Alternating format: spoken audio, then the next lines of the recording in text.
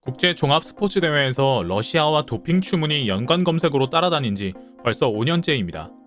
빅토르 안을 포함한 여러 선수들이 끊임없는 도핑 논란에 휩싸이며 국제사회에서 악당으로 찍힌 러시아는 2018 평창 동계올림픽, 2020 도쿄 하계올림픽, 2022 베이징 동계올림픽에 희한한 이름으로 출전해왔는데요. 평창 대회 때는 러시아 출신 올림픽 선수들, 도쿄와 올해 베이징 대회에서는 러시아 올림픽 위원회 유니폼을 입었죠. 그래서 이제는 러시아가 정신 좀 차렸나 싶었는데 끝이 아니었습니다.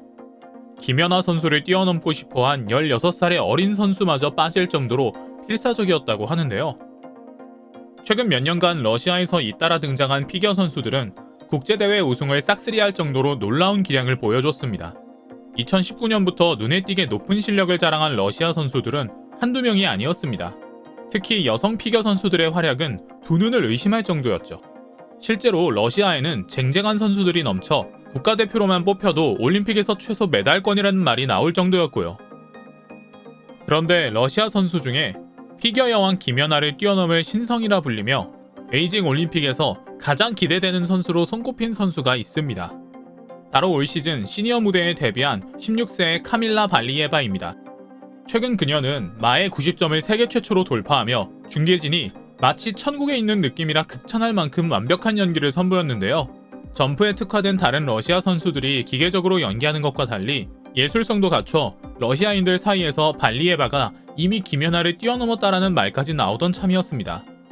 그녀는 주니어 시절부터 남자 선수들도 뛰기 힘든 쿼드러플 점프를 자유자재로 구사한 것으로 알려져 있는데요. 이번 베이징 동계올림픽에서도 단체전 여자 싱글 쇼트 프로그램과 프리 프로그램에 모두 나서 최고점을 받으며 러시아의 우승을 견인했습니다. 특히 특기인 4회전 점프를 2차례나 성공시켜 동계올림픽 역사상 여자 선수의 최다 4회전 점프 성공 기록을 남겼죠. 이번 대회 최고의 스타라 해도 과언이 아닐 만큼 뛰어난 역량을 보여준 발리예바. 그런데 이번에는 러시아 무대를 넘어 피겨스케이팅의 차세대 여제로 불리는 그녀마저 불법 약물 복용 의혹에 휘말렸습니다. 그간 도핑 위반 선수로 언급된 러시아 선수 중 최상위급 선수여서 충격이 특히 컸는데요. 얼마 전 금메달을 차지한 피겨스케이팅 단체전 시상식이 갑자기 연기되며 화제가 되기 시작했습니다. 국제올림픽위원회와 국제빙상연맹 등은 법적인 문제로 현재 논의 중이라며 발리예바의 도핑 의혹에 말을 아끼고 있는 상황인데요. 경기 후 진행된 도핑 테스트에서 양성 반응이 나왔을 뿐만 아니라 총 3번의 검사 중 3번 다 양성이 나와 발뺌할 수 없을 것이라고 합니다. 그녀가 복용한 것으로 알려진 약물은 2가지, 협심증 치료제인 트리메타지딘과 이뇨제라고 하는데요.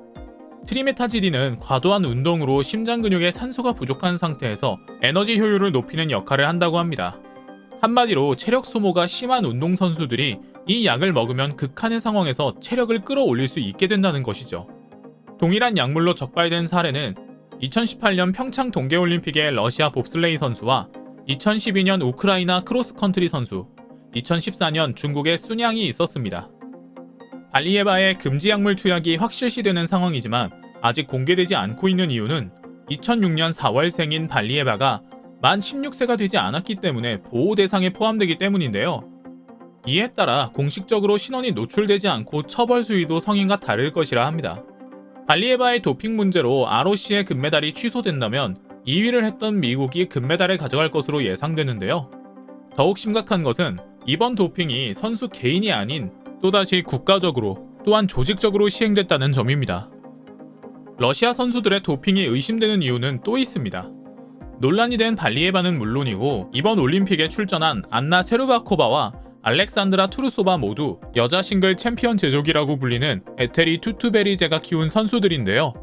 투투베리제 사단에 속한 선수들의 어린 시절 사진을 살펴보면 뭔가 이상한 점이 보입니다. 10대 초반의 매우 어린 선수들인데도 보디빌딩 선수들처럼 팔에 핏줄이 붉어져 있다거나 등과 허벅지의 근육이 비정상적으로 발달돼 있기 때문이죠. 여리여리한 체형이었던 발리예바 또한 시니어 데뷔쯤 남자 선수처럼 다리에 근육이 생긴 것을 확인할 수 있는데요. 실제로 투투베리제 코치는 심장을 회복하는 데 도움이 되는 멜도니움이라는 약물을 선수들에게 썼다는 사실을 언론 인터뷰에서 은연중에 인정한 적이 있었습니다. 어린 선수들을 보호해야 할 어른들이 앞장서서 불법을 저질렀다는 점과 10세 이하의 어린 피겨 선수들에게도 거리낌 없이 약물을 투여하고 있는 러시아의 만행이 기가 막힐 뿐입니다. 반면 선수 생활을 마칠 때까지 단 한 번의 도핑 스캔들도 없었던 김연아 선수가 정말 놀랍다는 생각이 듭니다. 12살에 첫 국제무대에 출전한 이래 올 포디움을 기록했으며 피겨 사상 첫 그랜드슬램을 달성한 김연아 선수. 한편 러시아의 조직적인 도핑으로 가장 피해를 본 것은 다름 아닌 다른 선수들이었습니다. 유영 선수는 거침없이 4회전을 뛰는 러시아 선수들을 보고 번아웃이 올 정도로 심적으로 힘들었다 고백했었고, 일본의 키이라 리카 선수는 4회전을 연습하다 부상을 당해 올림픽 출전도 못했으니까요. 그래도 우리 선수들이 흔들리지 않고 의연하게 경기에 임하고 있다는 소식이 반가운데요. 차준환 선수는 베이징 올림픽 순위 5위로 마감하며 한국 남자 피겨의 새 역사를 썼습니다. 차준환 선수는 다음에 메달 획득을 기대할 수 있을 정도로 놀라운 기량을 뽐냈죠. 러시아 선수들의 도핑 사실이 확실시되면 상위권 진입이 가능할 여성 피겨 유영 선수 또한 발리에바의 도핑 소식에 크게 충격받진 않았다며 자신의 연기에 집중하겠다고 밝히는 등 의연한 모습을 보였고요. 블라디미르 푸틴 러시아 대통령도 굴욕적인 결정이라고 불만을 토로했다고 하죠. 그런데 그런 수모를 몇 년째 겪고도 러시아와 도핑의 고리는 단절되지 않았습니다.